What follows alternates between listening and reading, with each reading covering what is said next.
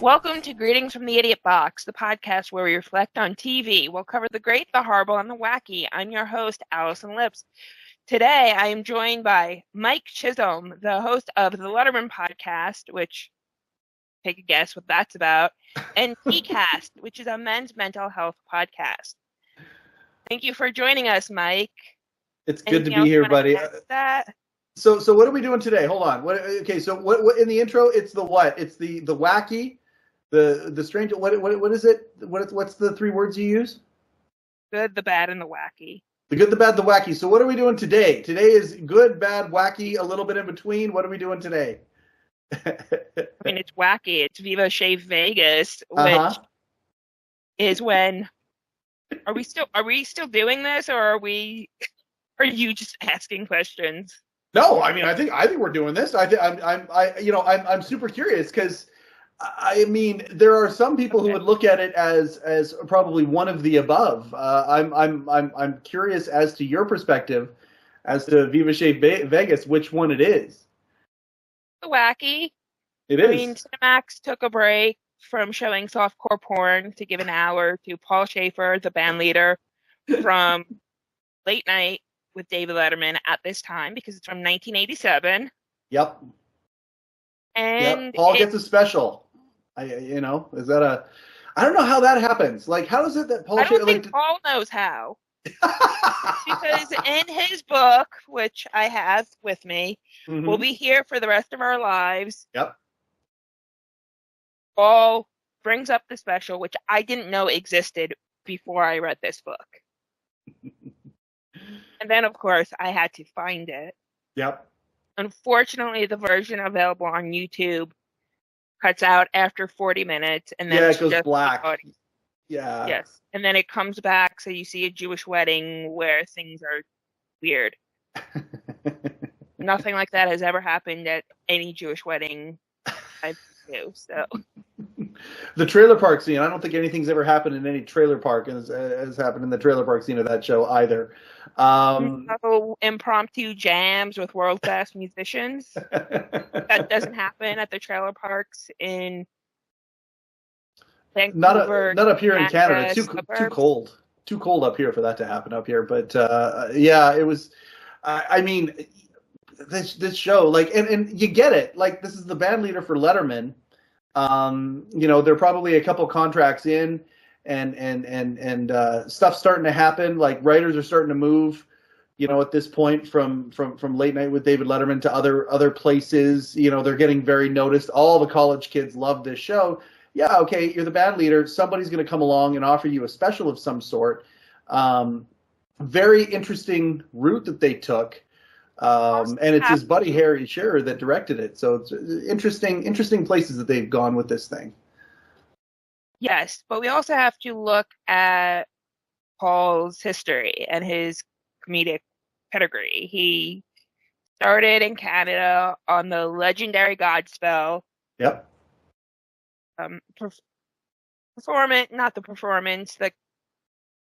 It's a stage show musical that just had a lot of buzz with a lot of amazing Levy, actors. Catherine O'Hara.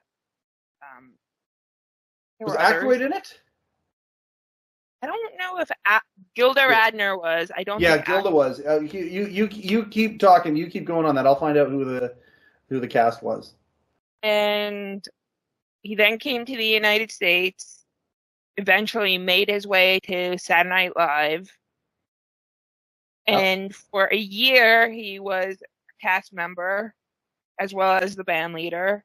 Then he had the show One Year at the Top, which didn't... A year at the top, yeah. What did that last? 4 episodes, and there were 6 or something. Marty Short was that's who you and I were both thinking of. We're like I know we're missing somebody. Marty Short was the other one who was in Godspell. Yeah, of course. Yes. So there were things that would lead someone to believe that this is something Paul could do, especially at the time. He was still really leaning into the parody of Vegas showbiz that was starting to fade away. Yep. Because, like, for me, when I think of the type of Vegas Paul loves, I think Wayne Newton is the last relic of that. I think that's a great observation. Yep.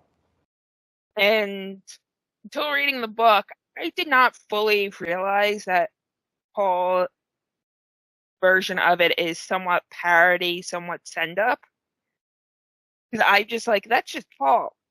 Yep. Which it is Paul, but it's a heightened sense of Paul. Like every talk show hosts a heightened sense of themselves when they're on air. It's like that in pro wrestling too. They said the best pro wrestlers in the world are the guys who are just themselves or the gals who are just themselves, and they just turn the volume up to 11. Like, you look at The Rock, who's the biggest star in the world, and basically a lot of folks have just said he's just taking his pro wrestling character and doing the exact same thing in the real world. He's just kind of turning himself up to 11 when it comes to his performances. John Cena is another one after he went from being a heel to being a face. Yep. Is that how that works? Good guys are called baby faces, yes. I've read about wrestling once.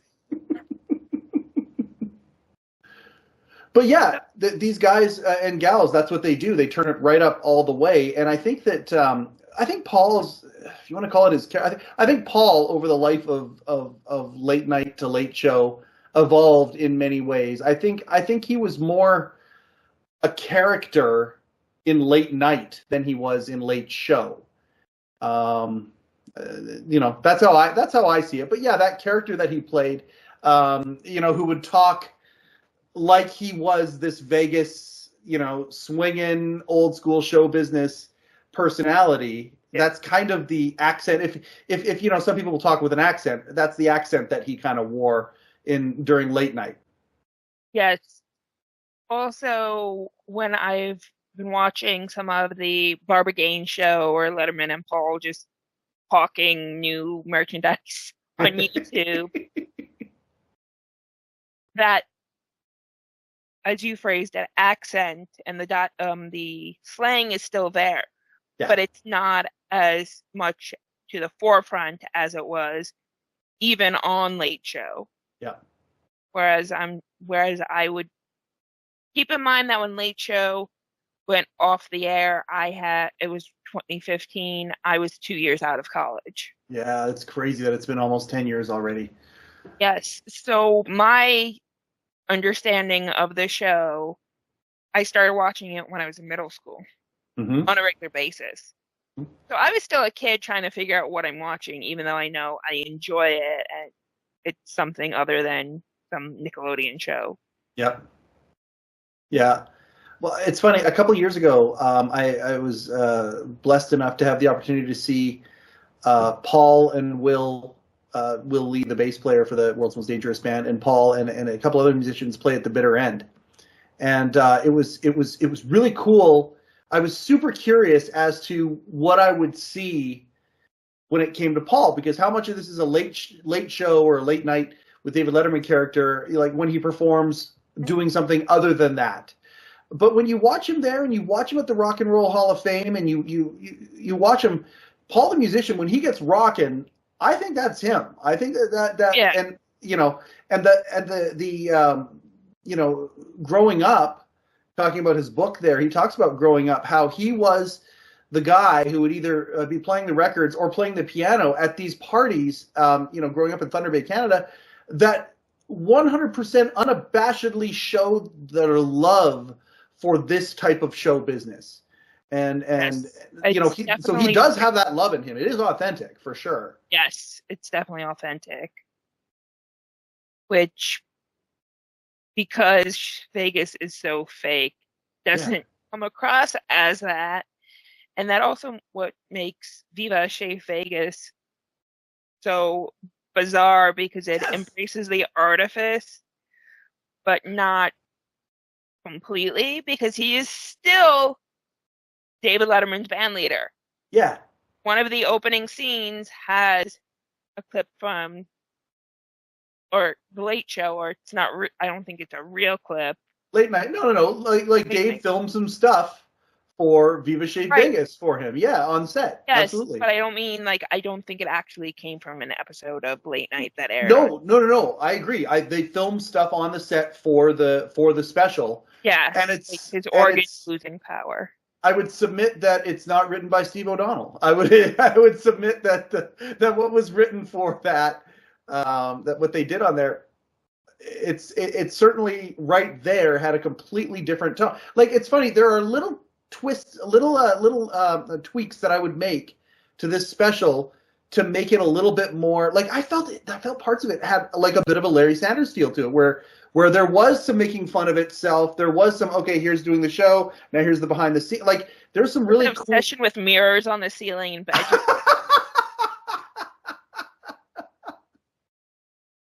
Right? Yep. Why do you keep mentioning this? And why is that a shot you keep doing from the ceiling? Well, one of the tweaks I think they could have made was if they would have made that, and it's not like I'm certain that they didn't set out to make a segment with Late Night with David Letterman look weak on this show. I don't think weak is the right word, but maybe incongruent with what you would see on Late Night with, like, if you're going to show Late Night with David Letterman bloopers, because stuff that didn't make the show, you could be a little bit more on point, unless the goal that Harry Shearer's goal was to make fun of, and if it was, well done. And I mean, it wouldn't surprise me at all if it was his goal to make it look a little bit lame. They did a great job of that, but they didn't use the late night writers. There's no question about that. No, I think Paul wrote it with Harry Shearer or something. He was definitely involved with the writing process. Yeah, but with the benefit of hindsight, it's very interesting looking back at that particular scene. It's the same thing when I look at Milos Forman did the same thing when they shot Man in the Moon. They didn't go for authenticity at all.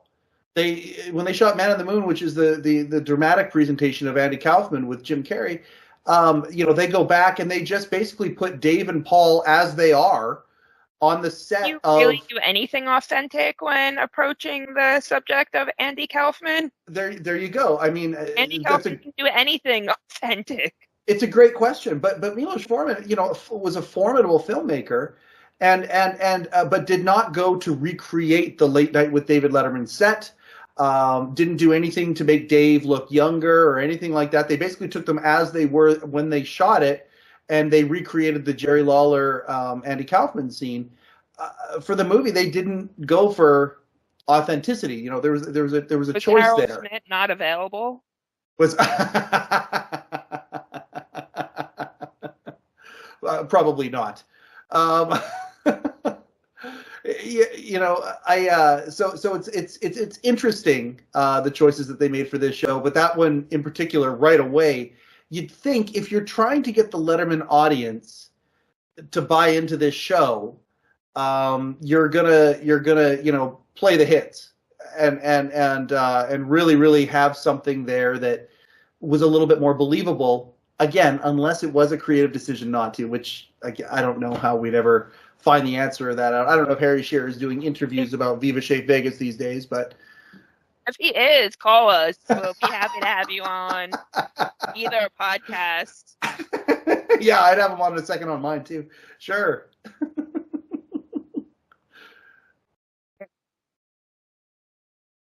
It didn't feel like it was for the Letterman audience either, unless it was to make the Letterman audience groan, because there were jokes there that would never get played on Letterman, like the Hope Crosby, Paul's girlfriend, which it took me a good 30 minutes in pausing to realize what was going on there. Okay, so what was going on there as you saw it? Bob Hope and Bing Crosby, the road films. Yeah, exactly. But if you're watching this, that's not top of mind unless you watch those all the time. Yeah. That's the other thing about it. There was a lot of what seemed to be in jokes, or inside jokes. Like there were parts of it where I was like, okay, like, what are they just jokes? Yeah. Give us some examples, Mike. Or you don't remember? Some of the stuff that he and Tom Leopold were talking about. Yeah, the conversation was, I almost want to say borderline inaccessible. Yes. That's where I'm kind of coming from. Is it felt like it was just inside almost a little bit, and are they aiming that at me? Now, obviously, this is 40 something years later, but yeah, it just felt to me. Yeah, it was interesting. Like it was almost like it was a pilot, not a special. like we're throwing stuff against the wall. We're trying stuff here. Right. Also, what I found interesting was there was no crime committed, and I'm at that point. I'm like, Las Vegas was literally founded by the mob. Mm-hmm. Mm-hmm. So that was a weird comment to make about Las Vegas. There was a bunch of them. I liked the idea that Vegas, when they talked about how Vegas goes into fashion, then out of fashion, then into fashion, like it's like there's cycles to Las Vegas. I think that's true even to today. I mean, I'm in New Jersey with Atlantic City, which is like Las Vegas light. Yep. So you have all the shows. They're not as big, but you do have them. So it's just like, okay, I don't get it. It's adult Disneyland with a bunch of drunk people. Yeah, for you. I did think that was an interesting quote about Vegas in it, though, and it was, again, going back to the idea that Paul would take the character that he was playing and base the special around it. And yet I found that what they did was they took Paul out of that character completely. So like regular Paul, when he wasn't performing, was nothing like that character. Right. But he was, because he kept talking to like Tom Leopold, and like there was Carlo and Carlos. Yeah. Which, another joke that's not really a Letterman joke. No. It's a good joke, but not a Letterman joke. Yeah, the gold, whatever they were, they could have been in. I don't know if it was a. Oh crap! My vocabulary is leaving me right now. The Lions, the Lion Tamers in Las Vegas, that where one of them got. And Roy. Thank you. Oh my gosh, I can't believe Siegfried and Roy didn't come to me right away. Yeah, it was almost like there was a little bit of lampooning that. I get. Yeah, they're making fun of it, but. Again, yeah. And then the other part to me, which was the part that was most foreign to me, almost to a level of uncomfortability, was the idea of sexualizing Paul. That to me was weird. Very foreign, and it was very odd. Having these scenes involving him being that way or going down that path with Barbara. No, what was her name? The gal who lived in the trailer park where they had the musical interlude at the trailer park there, with her dad. I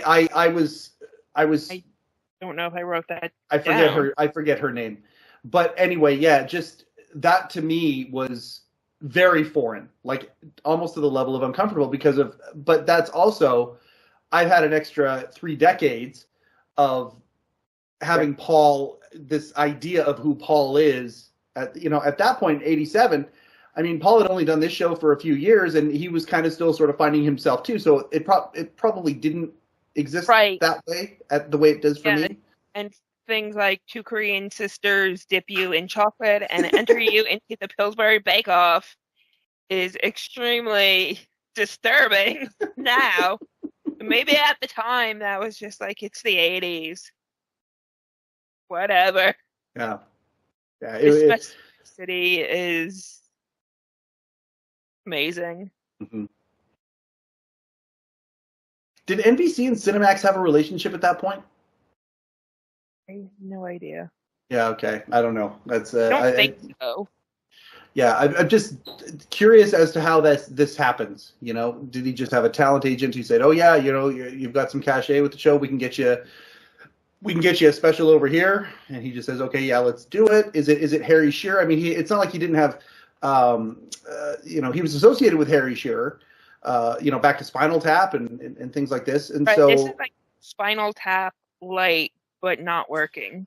See, exactly. And I think about the idea of wrapping something around Paul in a Spinal Tap sort of way, like if the cookies could have just been in the oven a little bit longer, to use your Pillsbury example, the idea of a Paul Shaffer special of some sort that did have some Spinal Tap or some Larry Sanders type or Curb Your Enthusiasm type stuff, like, to me, Paul could be a perfect character for something like that, where is it real, is it not real?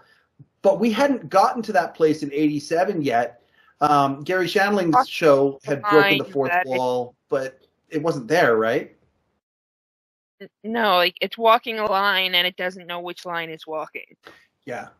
And there were gags that Gary Shandling had already done, like the black dot where Paul was exposing himself. Yep. It reminds me of one of my favorite scenes from It's Gary Shandling's show, where he just walks out in front of the studio audience literally wearing the black dot. Yep. Yeah. So it's in its infancy at that point, and I don't know that that's the tone that they were going for, but it wouldn't surprise me if it was. It's odd, but wacky, absolutely wacky.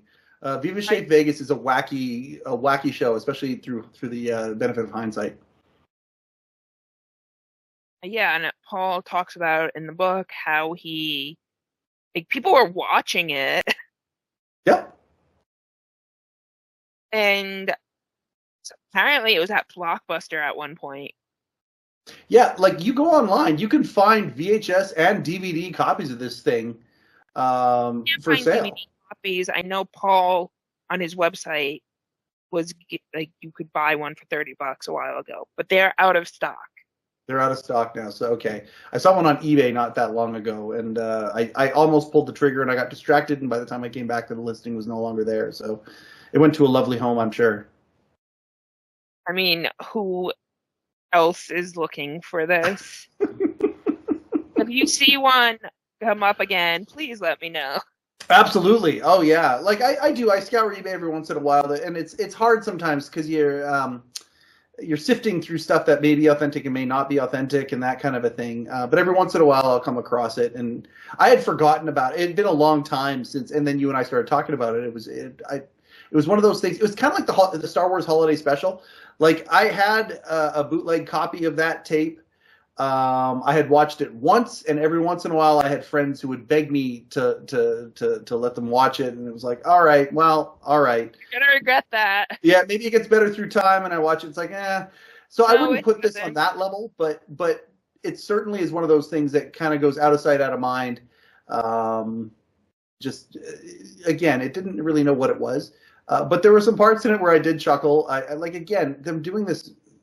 There were some long shots. They looked like from a film camera shots above a trailer park. Watching Paul like with a guitar. Watching Paul play a guitar was precious to me too, because you don't see that. You never see that. Paul play the guitar at all?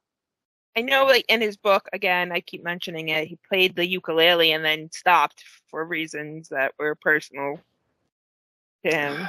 Musicians at that caliber, of that level, many of them can just pick up another instrument and fake their way through things, or can pass by, and right, it wouldn't surprise me at all, but I don't know the answer to that specifically. I mean, he was actually changing chords. Yeah. Oh yeah. Like he probably does. It may not be at a professional level, but he definitely plays some guitar bass, because I do play guitar. So I'm like, oh yeah, this isn't just him strumming and pretending. He's at least putting some effort in it. Oh yeah, he looked good doing it, as good as you can look, in a trailer park music video style shooting. It's bizarre, but it's a lot of it certainly is fun. There's no question. They tried to go for fun throughout parts of it, and that was certainly one of the scenes where fun was. Yeah, I think it was fun, whereas with late night, especially at the time, it was like detached sarcasm, which doesn't work with we're having fun here. Yeah. You can't have fun if you want to make fun of everything. And it's like, okay, when we're making this, are we going for the late night audience or do we not care? And this is one of the areas where it feels like they just didn't care as much.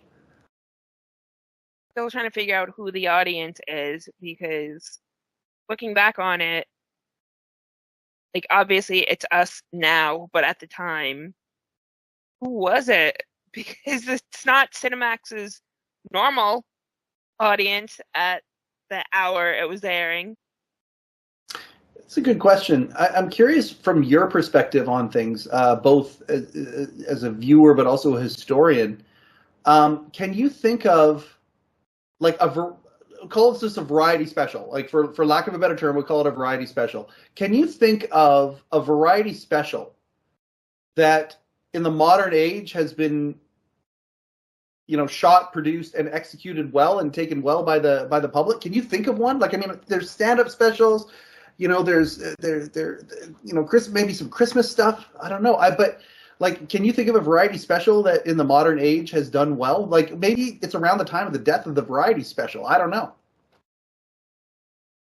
But the variety special would have probably died.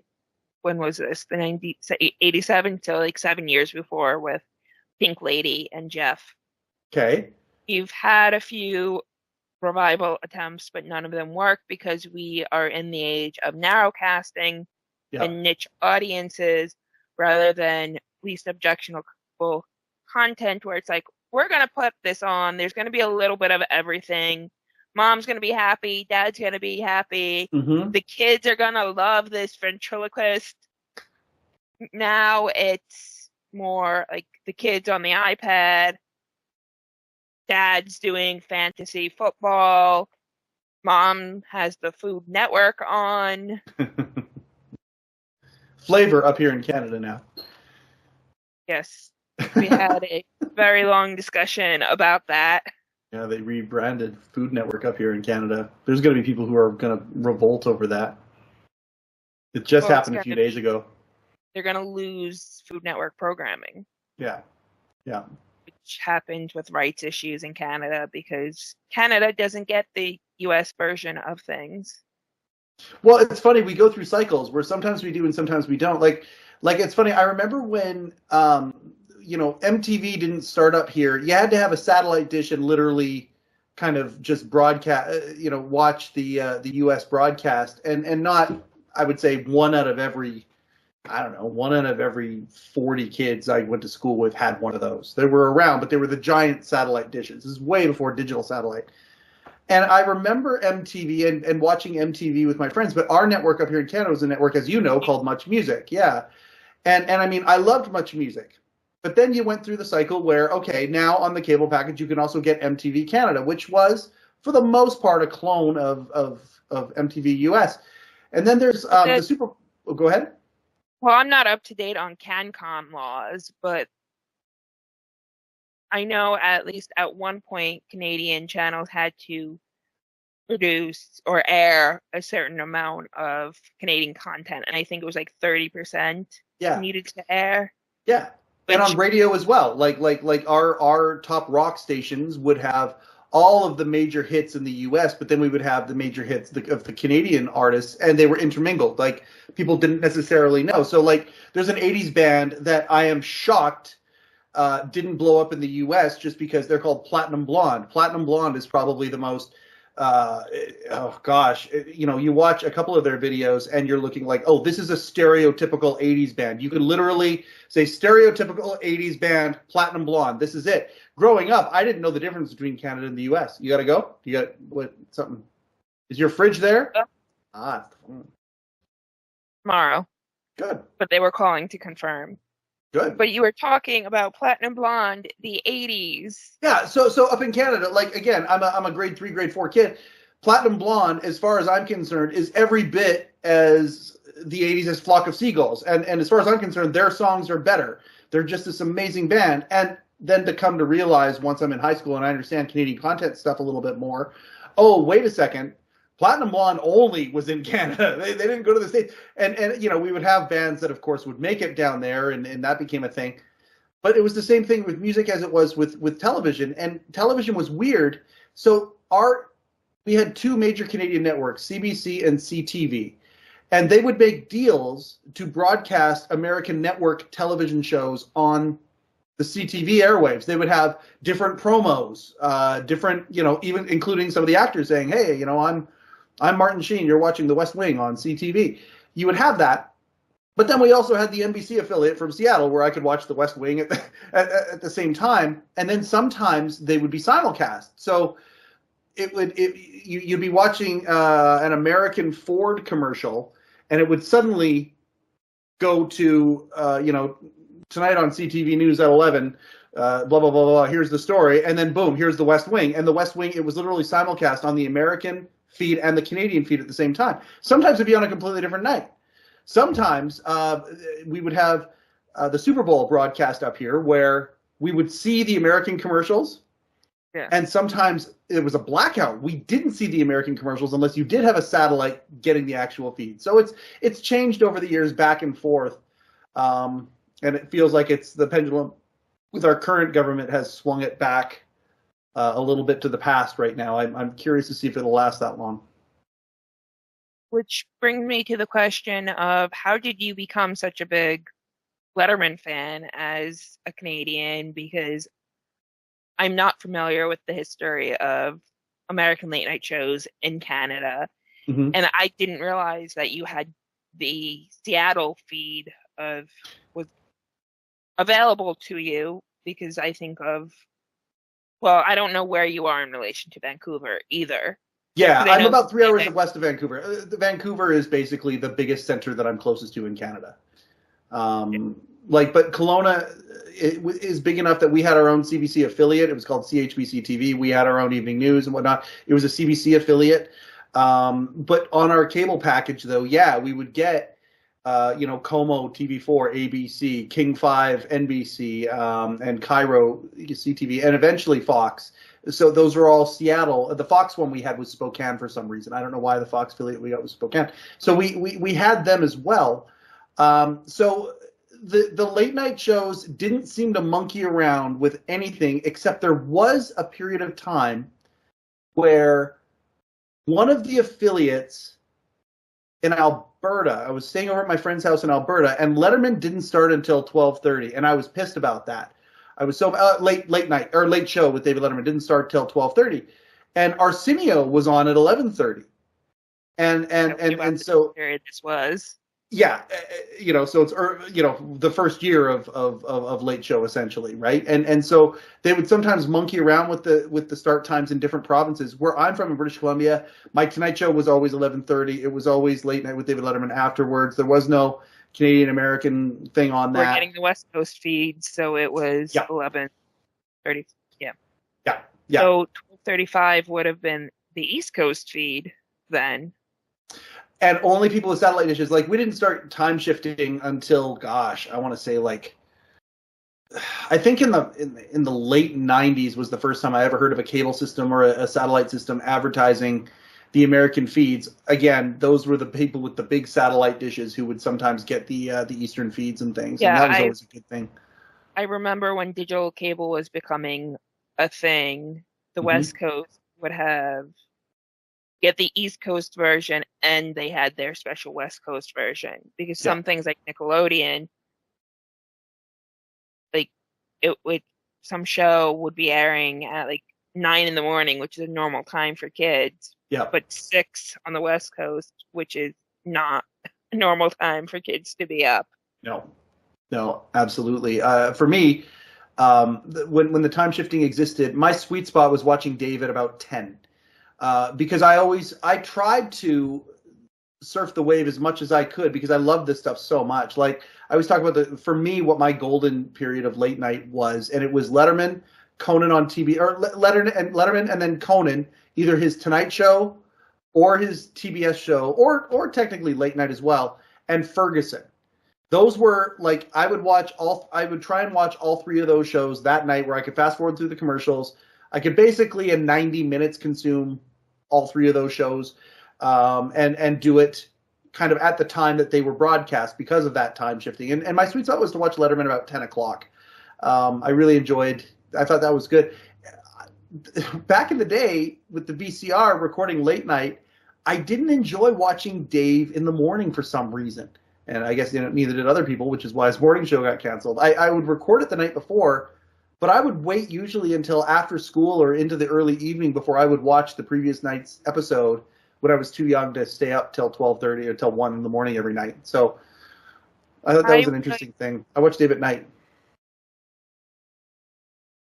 So the first talk show that I started watching on a regular basis was Late Night with Conan O'Brien. Because the CNBC of all channels was showing his show at, I believe, 6 or 7 o'clock at night. Yep. For a couple of weeks or months, and then Hurricane Katrina hit, and then that was replaced by the news. Yeah. And it never went back. So once it switched over, I started recording it on VHS, which my parents weren't big fans of late night talk shows, so I had to watch it whenever they weren't around. Yep. So it would be like before they, like if my mom was in a shower, I'd be watching it while I'm getting ready for school. And then when I would come home from school, I would watch Letterman or whichever order it was once we got a DVR. Yeah. So I was eating breakfast with late night shows. I was fine with that because it's a genre. Also, we've fully established privately I am not a night person. Yeah. Ironic. No, you're not. No, you like your nighttime routine to be sleeping. Yeah. Even if Stray Cats are in town, yeah, you're gonna go see them, but man, you wish they started an hour or two earlier. Considering the average age of the fans are 20 years older than me, 30 years older than me. Yeah, certainly a lot closer to my age than your age. No, but the other thing too was Saturday Night Live. Like the moment we were able to time shift, I would always watch the East Coast of Saturday Night Live because I grew up watching Saturday Night Live knowing that the version I was watching was edited or potentially edited, I suppose. I think that's probably a better way to look at it, is it was potentially edited because by that time... It usually was because some skits didn't work, so they put from the dress rehearsal, or something weird happened where they had to switch out the dress rehearsal.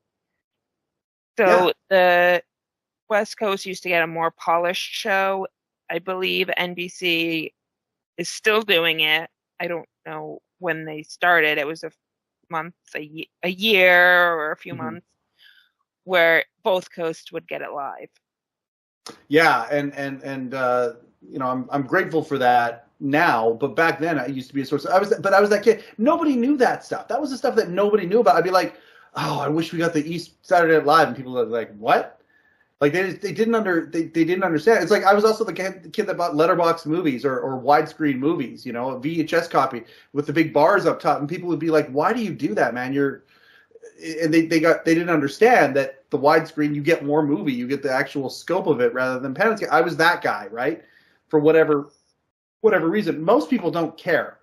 Most people I have found they don't care if there's something happened on SNL on the East, and so they used. Someone kicked out the plug, and so you didn't get the guitar in the guitar solo of this certain musical act. So they used the dress version in the West Coast, which sounded great. I wanted to hear the one that screwed up. That's the one I would have wanted to watch. Yeah. I'm surrounded by TV people, so there's more awareness of that. Also, I've always lived in New Jersey on the East Coast, suburbs of both New York and Philadelphia. I'm about an hour and 15, hour and a half from both of them. Yep. Obviously, depending on traffic. Yeah. So I didn't really understand that the other coast got something different. I started watching, for example, the news. I during the 2000 election. So I was 9 years old. Yep. And most of the news at the time came out of New York. Yeah. And I didn't fully understand the difference between local and national news because I'm just like, they're all in the same building. I watch NBC. It's all 30 Rock. Live at 5 goes everywhere. No, I was actually like surprised like the nightly news was being aired in California because it was based in New York. Like it was, yeah. Yeah, like Brokaw was my guy. Like I always loved that Brokaw and Letterman had a relationship. And even after Dave moved over, I think I've mentioned it on our show, and you certainly know this about my favorite newsman of all time is Brian Williams. The guy who took over for Tom Brokaw, right? You know, I have different feelings on that one. Yeah, I guess. Western Canada, and my favorite newsman is Brian Williams out of New York. The New York is one of those. Oh, go ahead. Well, Brian Williams was very good at his job. It's the whole exaggerating what actually happened and making things up that got him into trouble. Yeah. So I'm not going to say Brian Williams was awful. I watched him. I liked him as a news anchor. Yeah. I absolutely thought he was incredible. Because the one thing about Brian is that there's something going on back there. He's one of those guys that could tell himself a joke while he's doing the news and say something clever or say something about he's a brilliant, like the brilliance just kind of oozes out of him, and so does the cleverness. And so I look at some of I look at that. My comment on the trouble that his appearances on Letterman are clouding your judgment. But I also didn't think not just Letterman, 30 Rock, SNL, when he would appear on 30 Rock. Oh my gosh, was he funny on 30 Rock? I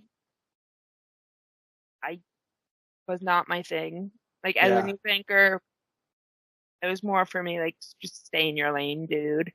Yeah, and I can understand how people would say that about news anchors. I can certainly say that, but one of the things that appealed to me was that clearly we have a broadcaster who is multi-talented, and I liked when he would explore that. Like I liked Rock Center with Brian Williams. I liked that his special news show that he had. Putting talk shows in prime time. What's that? That was when NBC kept putting talk shows in prime time. Yeah, his was more like a news show. It was more of a news show. No, I remember it, but it was also the Jay Leno show was around that same time. His was a news show. It was kind of a cross between the nightly news and Dateline. And 60 Minutes, a little bit of 60 Minutes in there, and a little bit of without a doubt. But I really, really liked him a lot. And yes, of course, his Letterman performances were legendary. They were so good. This year in the past election, like whenever there's an American election, I take more than a passing interest in it. It's like, okay, because, we are the kid brother. We're not the 51st state, but certainly, Canada is tied to the U.S. in massive, massive, massive ways. And so growing up, it's always been one of those things. Well, this year I saw that what network? I usually put on a network and I'll be reading or doing something and just it'll be in the background. Well, this year Amazon brought Brian Williams on to host the election coverage. I was one of the 5 people who watched it. I loved it. I was so happy to see him, and the vocabulary that he has was it was so sharp, and everything that he said. I think that I like him so much because he does have, David Letterman has a lot of $5 words, but also $5 words that are at the back of the store that people don't see as much. Brian Williams is kind of the same thing. I really love his vernacular. $5 in Canadian money or U.S.? U.S. money. It's the real deal, which is, good 20, 30,000 here in Canada. I really, really appreciate Brian a lot, and so I had a lot of fun watching him do the election coverage this year, despite the outcome. Yeah. Talk about the wacky. Oh, not so wacky when you're living it. Was that a wacky night? Was that I don't know. What would that night be described as in the 3 words? I'm not sure. It depends on who you ask. And yeah, there was the Letterman podcast episode. What was it? The day after, or like 2 days after? Like it was really close after when you had all of us on. That's And you're right. like, this is more of an episode of He Cast. That's right. I think Steve Weiner said that. Someone said that. Someone said, yeah, Steve said that. I think it was a former Letterman writer, Steve Weiner, is good friend of mine. We did a community show where we had a couple of Letterman writers and then a couple of people who have, become close to the show. I can't wait for that to happen to your show, by the way. I can't wait for folks within the TV world to kind of become part of your nucleus. I think you're going to have some amazing conversations. I've said this on our show many times. I love you being the age that you are. I even said it to Bian Cooley when he was on our show a few weeks back. I love interacting with you so much because you have this knowledge that vastly surpasses mine. It's also different when you're saying it to someone who's known me since I was 19. No, but I'll say it to everybody here. Like it's cool. You're a TV historian, but you're from a completely different time and place, and a gal at the same time. So to me, I just love your perspective and your point of view on things. It's so fun to listen to your take on stuff, and I'm gonna really enjoy watching your community grow and the people in there, because I think a lot of people are gonna feel the same way. Thank you. Are you excited about this? Are you excited about figuring out? I am. This feels like a big deal. I'm stoked for you. Is that the goal? Do you see this? Like, okay, so this is obviously, figuring out what your prototype is, but the idea of, okay, we're going to discuss a certain subject, we're going to pick a certain show and all that, and then just see where the conversation goes as well. Is that kind of what you envision for the show?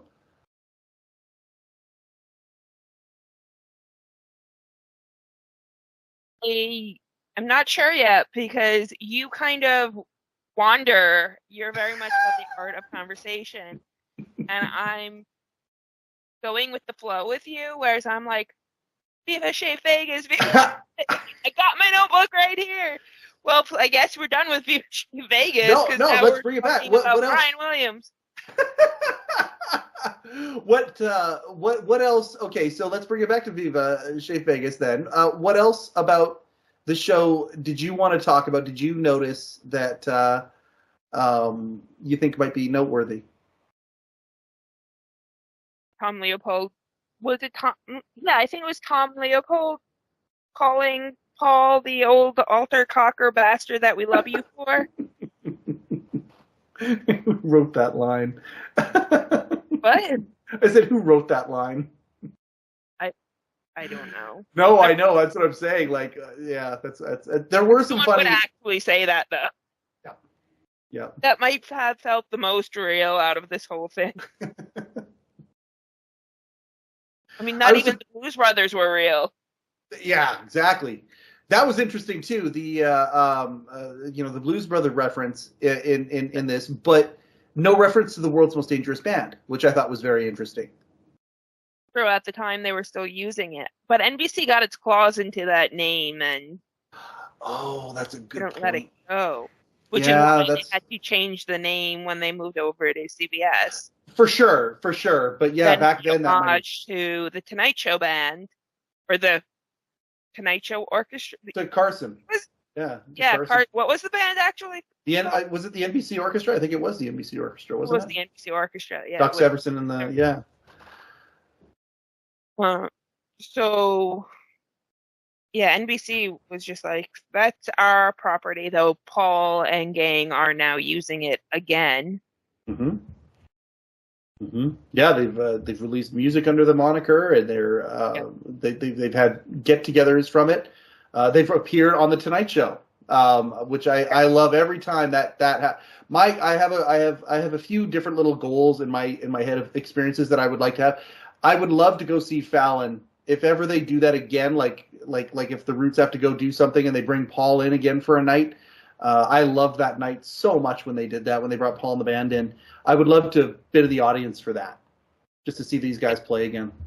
I refuse to watch Fallon, so you're on your own there. Maybe Don Giller will come along. But you got Candy, so you're good. I know, right? Yeah. I mean, but Yeah, it'd be fun to see the idea of Don Giller in the Tonight Show audience is a funny idea. That would be interesting. But yeah, I just Fallon. It's not like it's Jay Leno. That's true. That's true. You and I had a good talk about that too. It was very interesting watching Conan return to yes and beyond Fallon. That was a very interesting night to me. You watched that night. You watched that one. Did I? We talked about it. Yes, I did. But see, you're one of those enigmas impression too. It made on me. It's one of those things where I loved Conan growing up, but now I'm like, I can take him or leave him.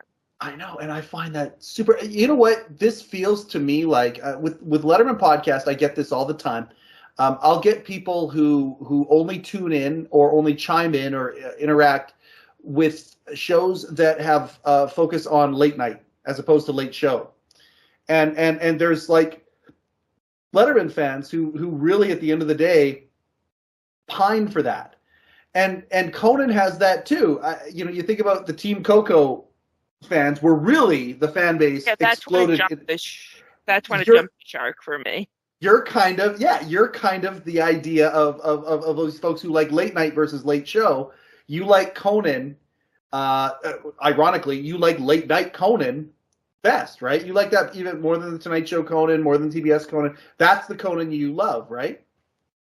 Yeah, late night Conan is the Conan. But I also was like 10 years old watching a show that I probably shouldn't have been. I was watching Conan before my parents knew I was. And It's kind of funny because 6 months after I started watching it, because I was at the age where it's like, ooh, let's see how late we can stay up. Yep. My dad talked about Johnny Carson a lot, so I was like, I want to watch The Tonight Show. So The Tonight Show was my first experience with late night, even though I'm a huge Letterman fan. Mm-hmm. And I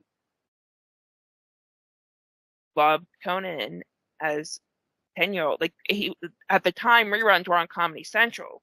Yep. So my parents were flipping through the channels and were sick of whatever I was watching. Nickelodeon, Game Show Network, doesn't really matter. And they're like, she might like Conan. Boy, were they right. Yeah. Hit the nail on the head on that one. There were jokes that they're like, oh, she understands these now. Okay. Mm-hmm. Mm-hmm. Yeah.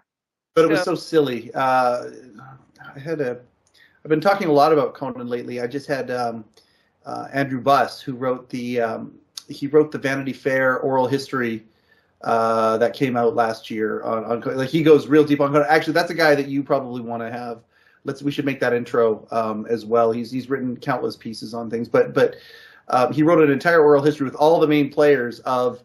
It's called Late Bloomer. It's a Vanity Fair. Highly recommend it. Anybody who's listening or watching this show will probably appreciate this article a lot. And he goes through an oral history told today with all of the players of when Conan took over, including for late night, including like Lorne Michaels and David Letterman and Andy Richter and Jeff Ross, but also people who were like in the background, like Jeanine Garofalo and Sarah Silverman, and they all kind of put their 2 cents in, and he creates this beautiful narrative of it. So I've been talking about Conan a lot. I really feel like I'm curious as to after Conan. So you got your Letterman, you had Carson, of course, and then Leno, whatever you think about him, Letterman, and then Jon Stewart and Conan O'Brien.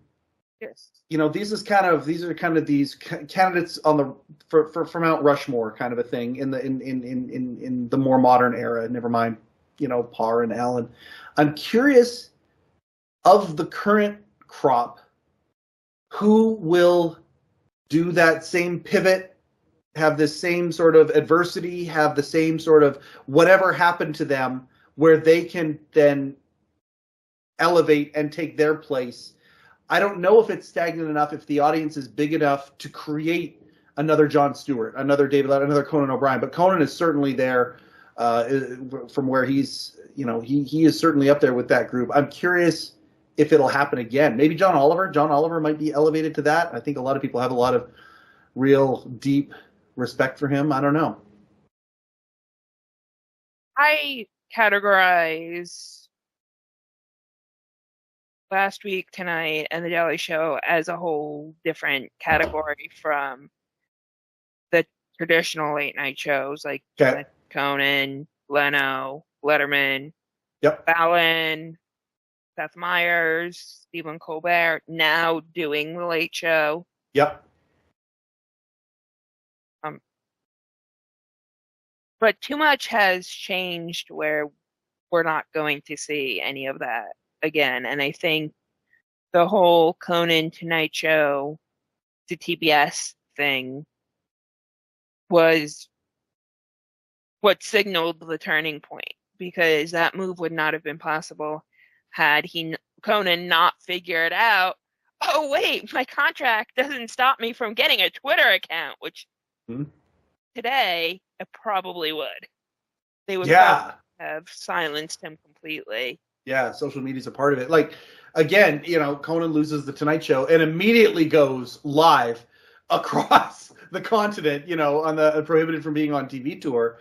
And I mean, it caught that much more fire and that reverence that he has. And again, I worry about the genre because it is precious to me. I love it so much. Like, I love the idea that these people who are associated with these shows can get, like, I loved watching Andy Richter get, none of it really took off, but I loved watching him in bit parts in the different movies and different things that he would do and the pilots that he would do. I don't know that. Oh, go ahead. I also think with Conan, I have to specify, I don't really like Andy Richter. Right. So I like those years where it was Conan alone with Max, La Bamba, the rest of the band. Yeah. Which is about 7 years. It's not that long in the span of his career. Of 30 whatever years he's been going. Like, he's I mean, it's pretty crazy. 40 years. Gosh, because he took over in 93, right?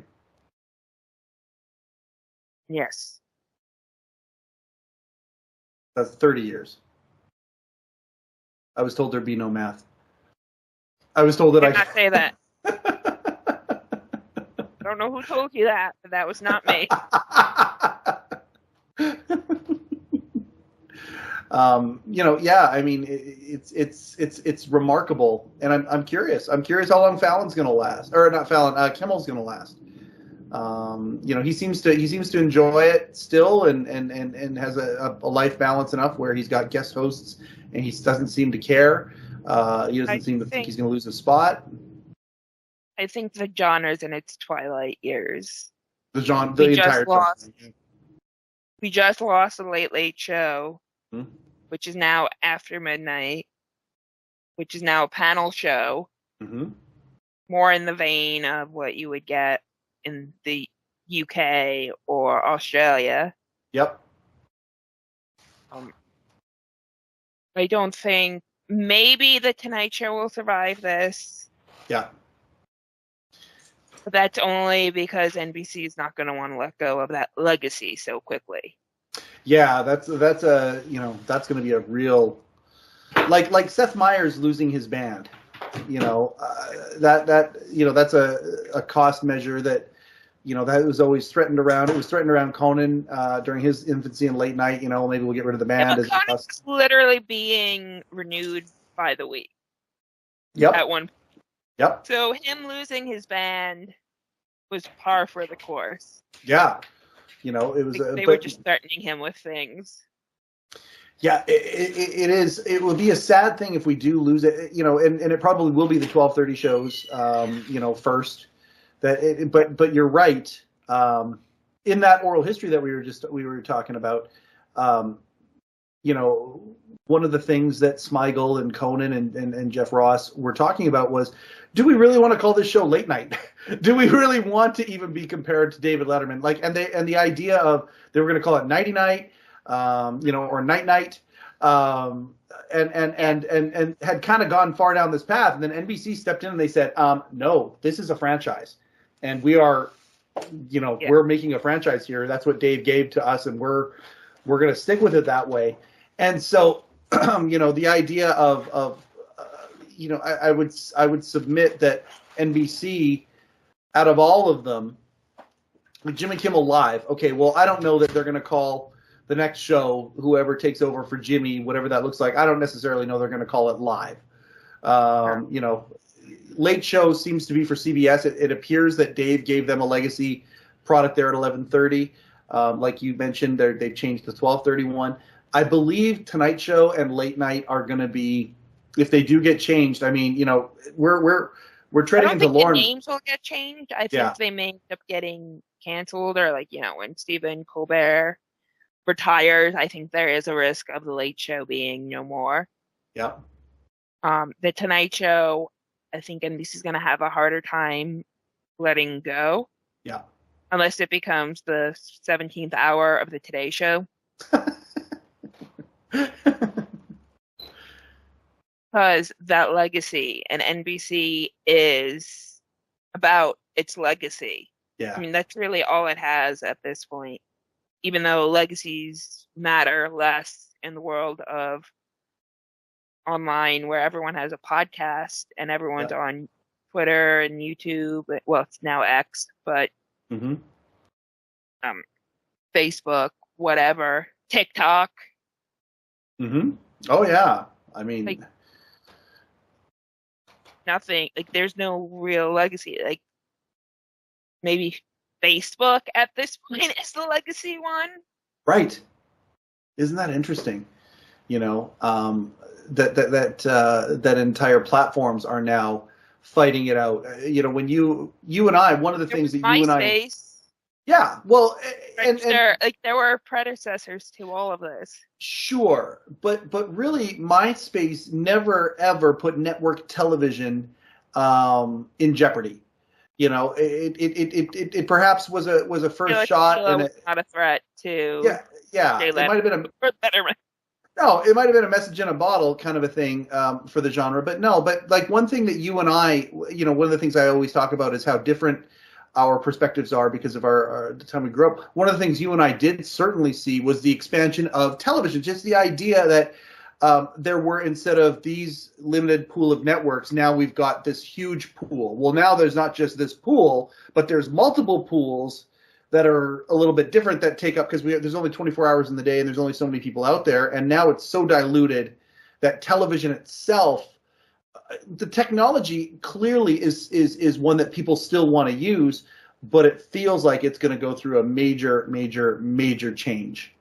What's interesting, and I don't know if you knew this, is when people use streaming, a lot of times they're using the linear channels.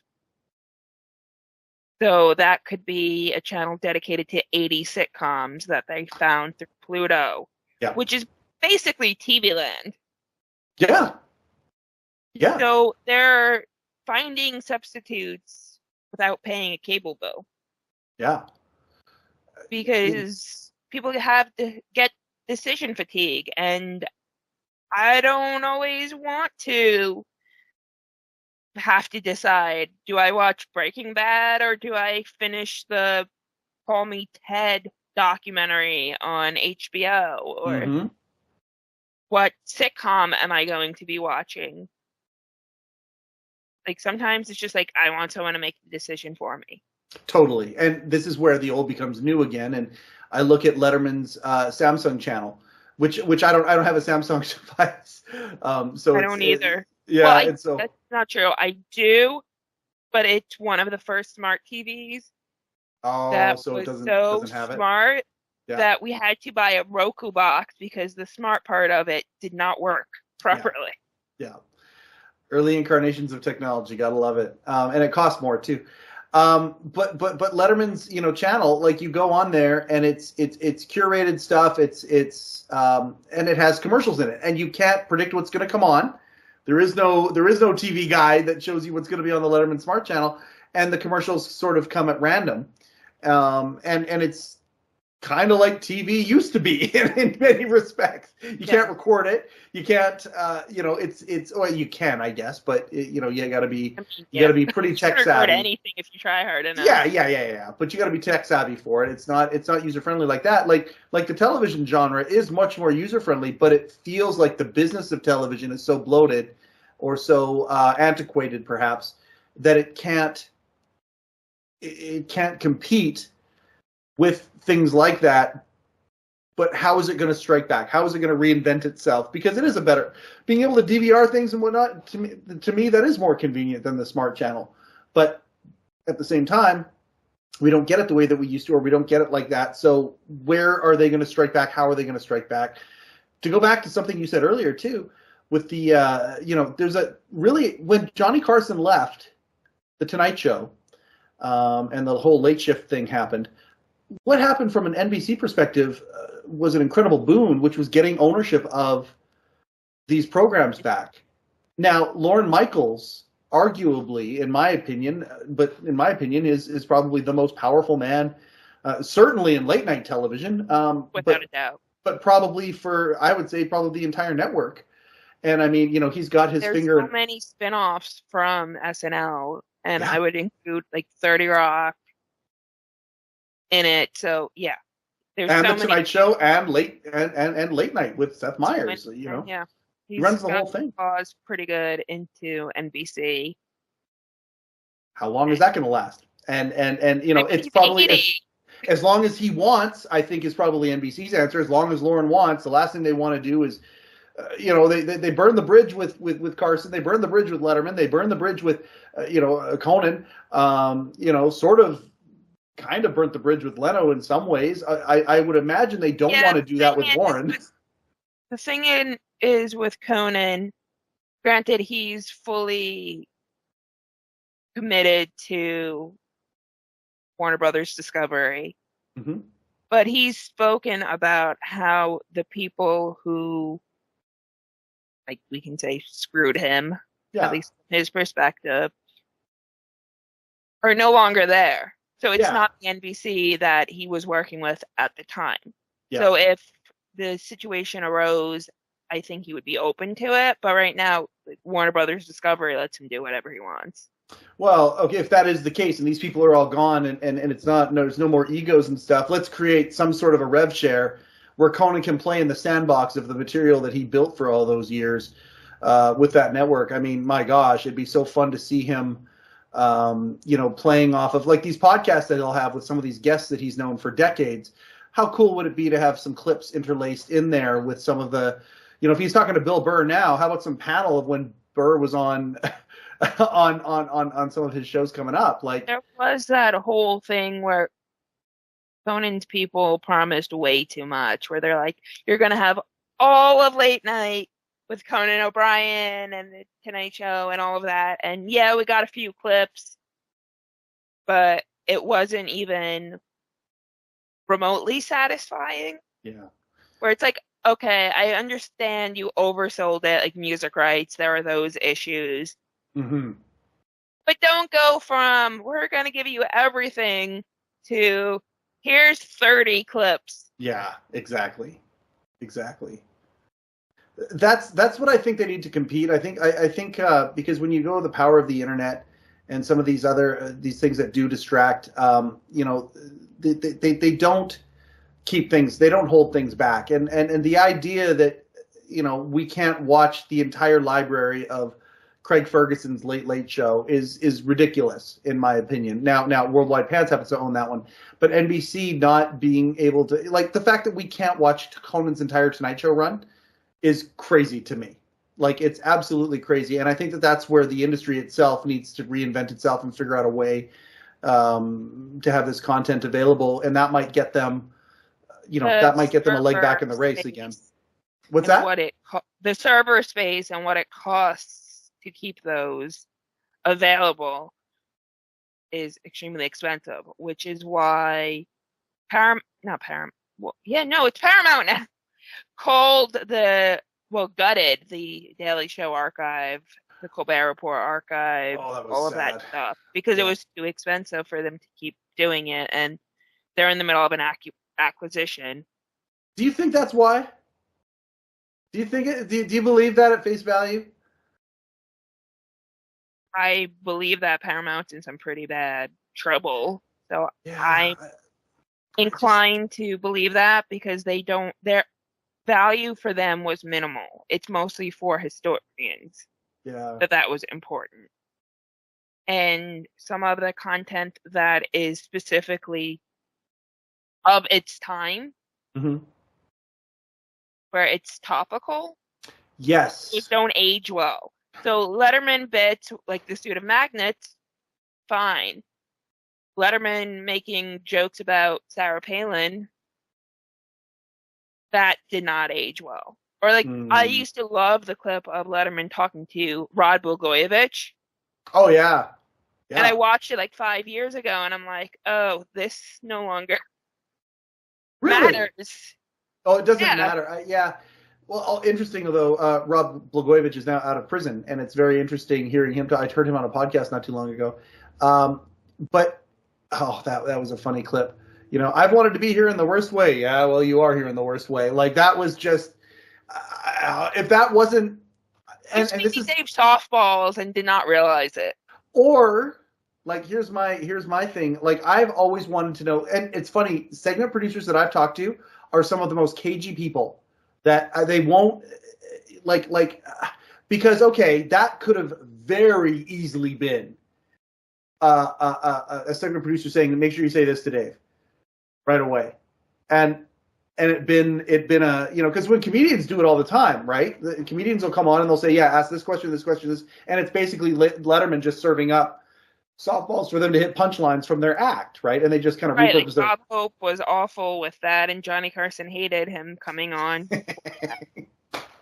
I love that. I love when Conan talks about that, the idea that Johnny Carson had a rivalry with Bob Hope.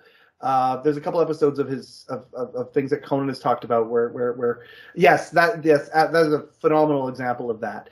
And so when actors or politicians or some of these other people come on, the segment producers many times would give these people gold lines, like would give them perfect setups or responses and things like that. And that one was so good that it felt so spontaneous. It did feel so Dave, but there's that part of me is wondering, okay, was there a segment producer that gave Rod that line? I don't know. I want to watch that whole clip again though. I'm curious as to how it would have aged and whatnot. Certainly that's my thing. Who's also so not self-aware where I don't even think it matters because he did not fully realize what he was saying. Yeah. I mean, but that's more the thought that I was wondering about when Paramount made the decision to get rid of all of the Colbert and the Daily Show stuff. When you look at a culture which does look back at some of these things that don't age well because things are changing so rapidly, are they wanting to kind of cover their butts a little bit about some of the content that was in those shows back then? I'm curious about that as well because they were so topical. I'm not sure that would have happened a lot sooner than it did. It was top of mind for them. Gotcha. The timing of it corresponded to the acquisition, cutting costs, laying off like 10% of the entire Paramount staff. Yeah. If not more. Like I know a lot of people who work for Paramount and CBS who lost their jobs. Yeah, it's sad watching this happen to this medium we love so much. Cost-cutting measure, so I think they were just trimming the fat wherever they could. Yeah. And this was one of the most obvious ones because the average person isn't going back and saying, I want to see what Jon Stewart was doing on September 30th, 2012. Yeah. No, I get that. I don't even know what day of the week that was, but you get the point. Yeah. And again, I hope the pendulum swings. Obviously, this stuff is going to become cheaper. It's going to be cheaper to store this stuff. It's going to be, and hopefully we get to a place where the library of anything is available at any time. We're not there yet, but I see a time where we'll have the potential for it, and I sure hope as a consumer of this stuff, as somebody who loves this stuff, I hope that we do get that. And a lot of it's available now anyway. It may not be legally available, but there are people who want content. Like I, for some reason, cannot find Mark Maron's sitcom. Oh, really? It's not available anywhere. Really? I love that show. When I watch it up here in Canada, it was on. Was there IFC? Was there Independent Film? Was that a network down in the States? IFC? Yeah, IFC. Yeah, that's up here in Canada. That's where I watched that show. I loved that show. It's not available anywhere. And I'm just like, how is this show not? Because it's not like Mark Maron's a nobody. People watch his stand-up specials. Oh, yeah. And one of the, at one time, the biggest podcaster in the world. And I'm certain that he still has quite the audience. Yeah. So it's like, where is this? Unless he wanted people to bury it, which I don't know. I don't know. I loved his show, and I loved Louis' show. I loved Louis. I thought that was such a great. But Louis C.K.'s show, we know why they would have buried it, but I also haven't gone looking for it, so it's possible that that's still available. I mean, you can still find the Cosby Show if you look hard enough. Oh yeah. I think on one of the streamers, I went through and I watched 5 in a row the other day. Right, which is like, why isn't Maron anywhere? Like, I don't understand. Yeah, no, it's crazy. I don't even think there was a DVD that was meaningful released. So it's not like, okay, well, I'll go buy the DVDs. I think there may have been one with like 5 episodes on it. Yeah, see, I'm such a completionist when it comes to that stuff. I the only way I would do that is if it was a one-off, like Viva Shaf Vegas. Oh, yeah. Yeah, hey, Paul, re-release it, please. Yeah, I don't think that's gonna happen. I you know what I would love though?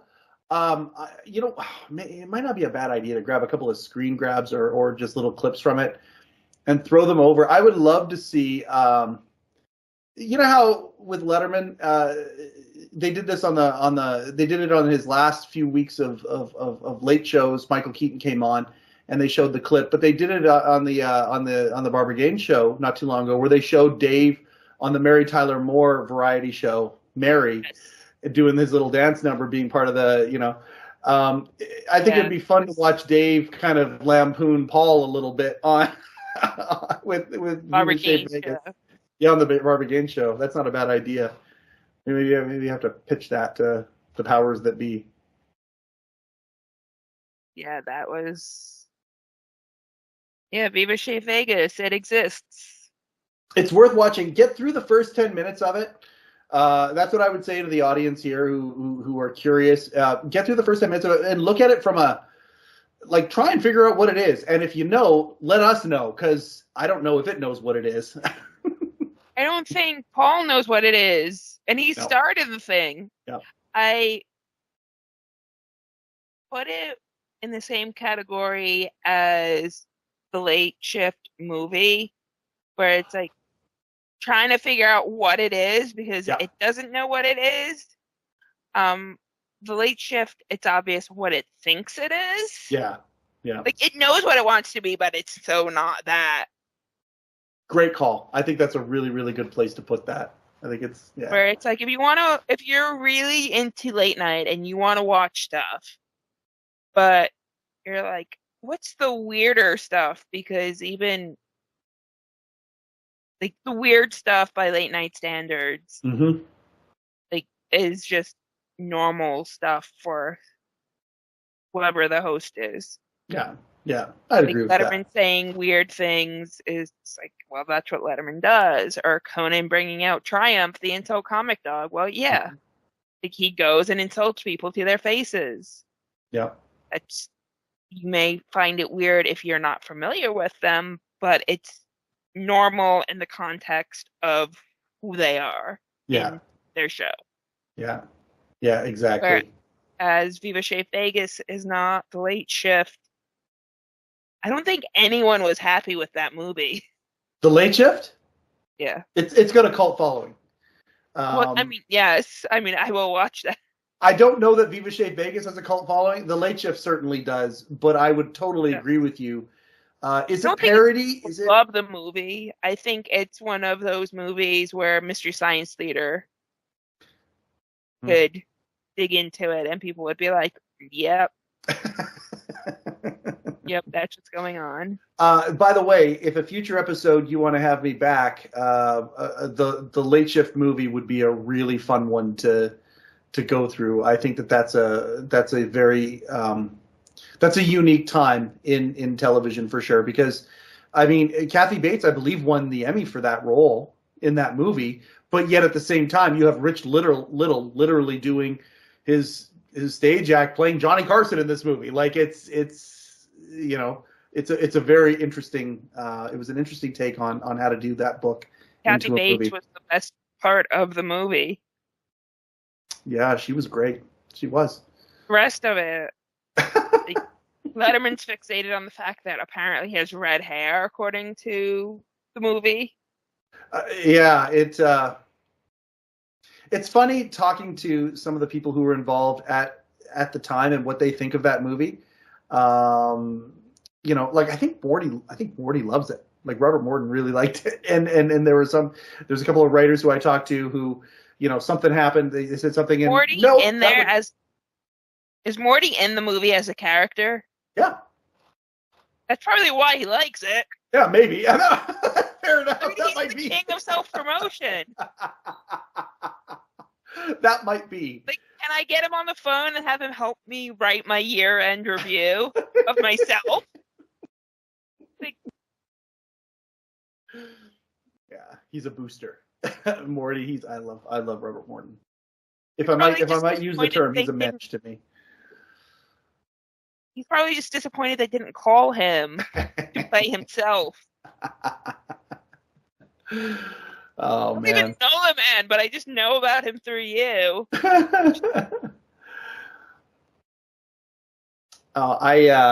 I love that you're doing this, Allison. I'm really it's cool that you're doing this, and I'll help you in any way that I can. I'm super stoked about this. I've had a lot of fun doing this with you. Thank you, and it's been a pleasure to talk to you as always. This has been Greetings from the Idiot Box with Allison Lips, and Mike Chisholm is our guest today, and you can find him wherever your podcasts are, wherever you get your podcasts. Mm-hmm. With the Letterman Podcast, yep, which is why he's here today, and HeCast, which do you want to talk about HeCast, because I know that's very important to you. Oh, I appreciate that. Yeah, my wife is building a men's mental wellness app. It's called He Changed It, and they're about 5 years into the journey. It looks like it's about to, like the app's in market. Like if you know of a guy who wants to focus on mental wellness a little bit, He Changed It is a great place to start. It's got resources, a little community that's growing in there. The idea is that guys can go there and they can leave something that they know, and they can take something that they need, and you know, we can go down that rabbit hole. You know, there is no bottom to that rabbit hole. It just keeps going. So a few years ago, I said to my wife, I said, how can I help you with this? And she said, well, we have no money for marketing. You know, you've always wanted to host a podcast. You want to host a podcast about men's mental wellness? And I said, yeah, absolutely. So HeCast, the official podcast of He Changed It, was born. And the Letterman Podcast wouldn't exist if it wasn't for that. And so I'm very grateful for her for starting this, but also because she is like hundreds of guys a day use the app already, and it's in its infancy still. And so, yeah, so both the Letterman Podcast and HeCast, the official podcast of He Changed It, are both available on Spotify, the Apple, the YouTube, and where other fine podcasts are found. You've done Morty proud. Thank you. I appreciate that. Thank you again, Mike, for being on the inaugural episode of Greetings from the Idiot Box. I'm Allison Lips, and thank you for listening. Peace and love.